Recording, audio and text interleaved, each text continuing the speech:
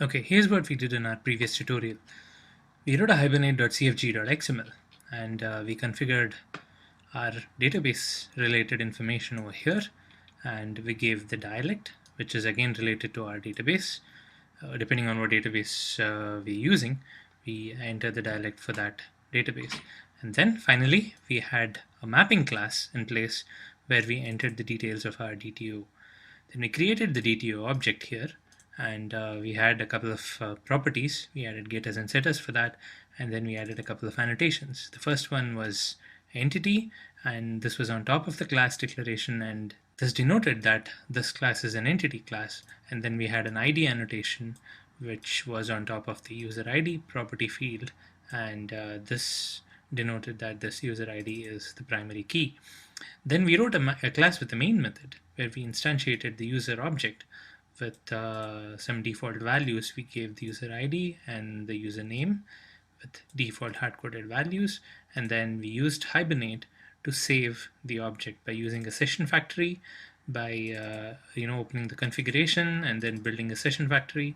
Now from the session factory, we opened a new session, we began a transaction, we saved this user object, and then we committed the transaction. So this was what we did, and then what Hibernate did was it created the table and then it saved this object that we had created. So here's the Postgres query tool where I can run queries. Here I'll do a select star from user details, and this will give me the record that was inserted earlier, which is user ID 1 and the username, which is all fine. Now let's do one thing. Let's go back to this program, and I'll try to insert a second user here. So I'll say 2, user ID 2, and then I'll call this user as second user. That's the username. Save, and let's run this. Now what happens if we run this? Okay, it's inserted the record into the user details. Now, interestingly, if we query this, run, here you see 2, second user. Now what happened to user 1? First user has been deleted for some reason, and the reason why that's happening is this configuration here in the XML called hbm2ddl.auto is set to create. What does this mean? This means that, as it says in the comment here, Hibernate is going to drop and recreate the database schema when it runs for the first time. So when you're starting up here, when you're saying you're building a new session factory out of new configuration, then what Hibernate does is it recreates the entire schema. And how does it recreate the schema? It's by reading into all these model objects and looking up the class name and then creating a table out of it, looking up the ID of the properties and creating a primary key out of it, and the other properties looking at the name and creating table column names out of it.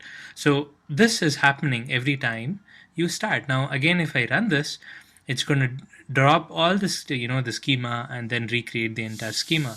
The way it helps is, say for example, you have you're developing your code and then you want to change a lot of things here in the model, and then you want the schema to get created every time you run it. Then this is very helpful. You can have a create.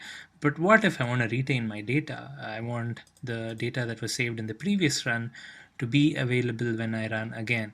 So the way to do that is to change this from create to update.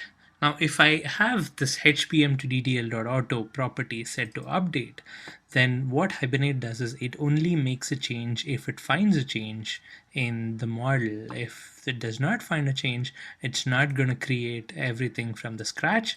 It's going to add on to it. Just to test that, we will add user number 3, and I will call this user as third user. Now if I run this, the previous user should be still there. So let's run this. Okay, now it's inserted. Let's have a look at the user details table. There you go, second user is available. Now third user is added. So this update makes sure that your existing schema is still there. It does not recreate the schema. And if you do want to recreate the schema, you use create here. Okay, now after that, there is one more configuration here that we can understand right away, which is this one. The property name is show underscore SQL and the value is set to true. So this is what is doing this here. It's printing out the SQL query, and if you set it to true, this will print it out to std out, which is our console here, and it's printing this value here. And if you set it to false, it's not going to display that. We can leave it as true all the way, because again, it's helpful when to see what query Hibernate comes up with when we are making changes here. Okay, now this leaves a few other configuration settings here. We're not gonna bother about that as of now. We'll learn about those configuration settings as we go. So now let me make a couple of changes to this user details.java. We saw in our previous tutorial that there were a few defaults that Hibernate was taking in making the table design and also in inserting values into the table. The first default was that it was taking this user details name as the table name. It was inserting this into this table it had created, and the way it created was by looking at the class name and defaulting to the table name.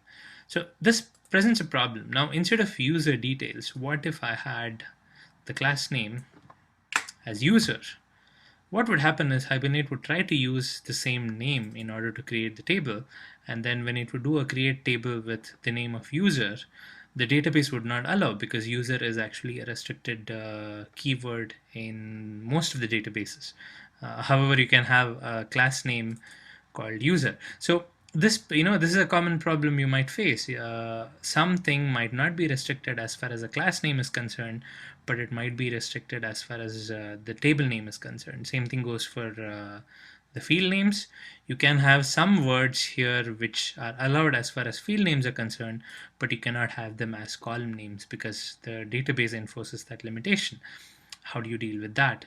The way to deal with that is to use some configurations of these annotations. So we'll have a look at some of these configurations in this tutorial. First of all, for entity. Now, entity has a property called name. I just did a control space, and name is the only property that is there for entity, so that it just came up instead of showing me a drop down. Now, what does name do? Now, let me change the name here to, let me make it user underscore details. What's happening here is, if you pass this name property, then Hibernate will not take this class name into consideration when it's creating a table. It will create the table out of this name. So let's save this and run this one more time. There you go. You see this? Now it's inserted into user details. This is the new table name that it has created. It did not pick up the class name this time because I've given an entity name, and the entity name is what gets picked up by Hibernate as the table name itself. We can of course validate that by looking up at this schema and then doing a refresh. There you go, user details is here. Now note that it does not remove the earlier one because we have set the configuration here to update. Okay, this highlights one other consequence of having an update. If we had a create here, then what it would have done is it would have dropped the earlier schema.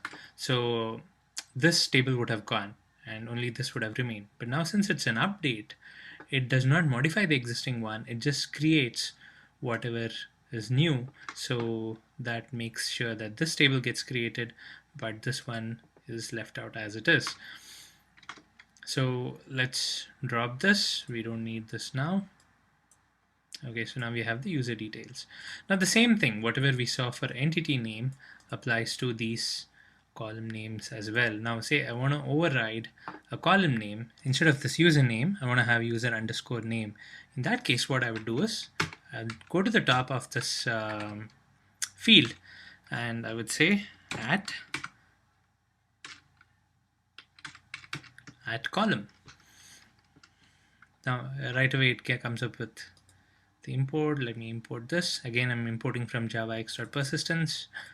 Now at column has a few properties. Again, I do a control space. Now it has something called as a name. Now let me set the name here equals user underscore name.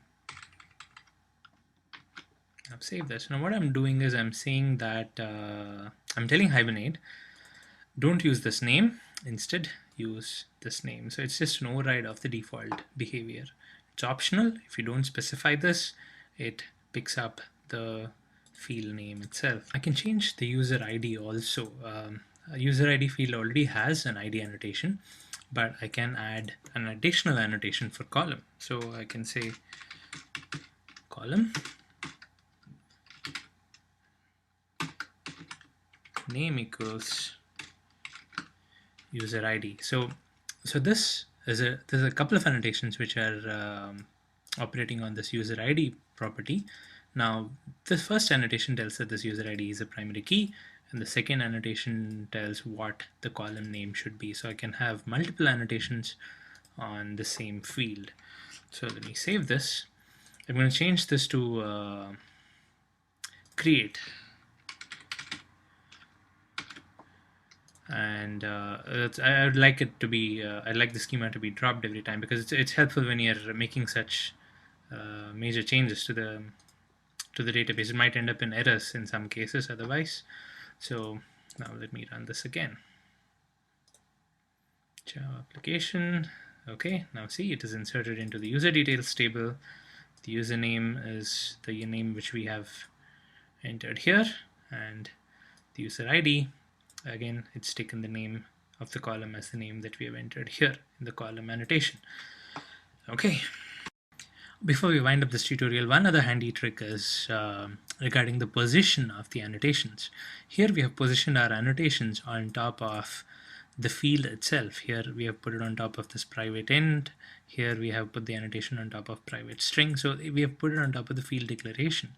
Another alternative is to put the annotations on top of the getter itself. So let's say I remove this user ID annotation, and then I place the annotation on top of the getter.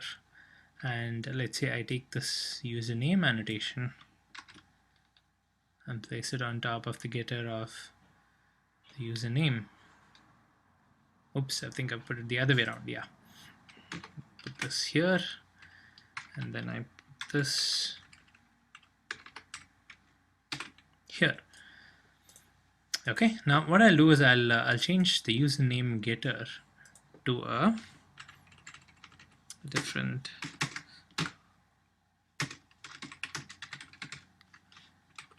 just as a marker to know that the value is coming up from the getter. Now what happens if I run this?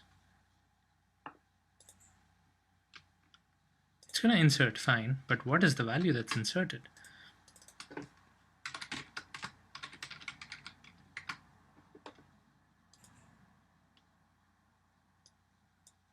The from getter is the value that's inserted, which means that Hibernate picks up the value from the getter instead of the field value. So even though the value of the field is just third user, it's actually taking the value from the getter, which is the actual value plus the from getter string, and then it's inserting that into the table. So you can have both of these options. You can either enter the annotation on top of the field, in which case it picks up the value of the field, or you can have the annotation on top of the getter, in which case it picks up the value from the getter.